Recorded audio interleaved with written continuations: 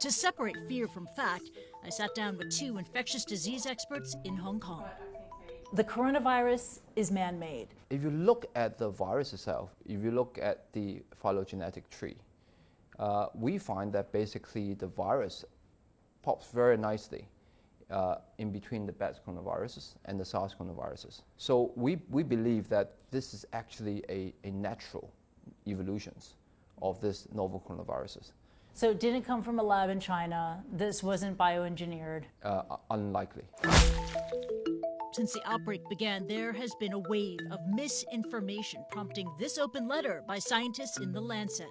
Conspiracy theories do nothing but create fear, rumors, and prejudice that jeopardize our global collaboration in the fight against this virus. My pet can give me the virus because we know that a pet here in Hong Kong has tested positive for the new coronavirus. The pet has even been placed in quarantine. It's very unlikely and more likely the dog has been environmentally contaminated. Even though if it's contaminated, you won't get a very high viral load.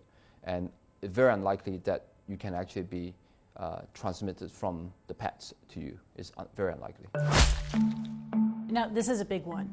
Wearing a mask will not protect me from the virus because you have the US Surgeon General telling people you don't need to buy a mask. It's not effective. Is it? If you look at the data in Hong Kong, wearing masks is probably the most important thing in terms of infection control. Wow. It not only brings down the cases of coronaviruses, it also brings down the influenza.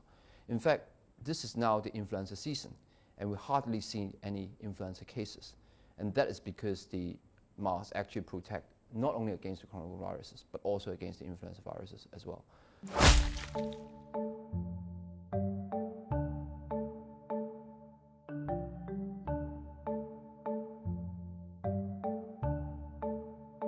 The coronavirus is less deadly than the flu.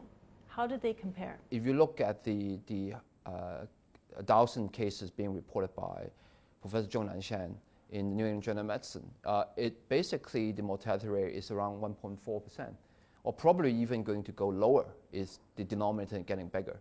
So it still stands about 1%.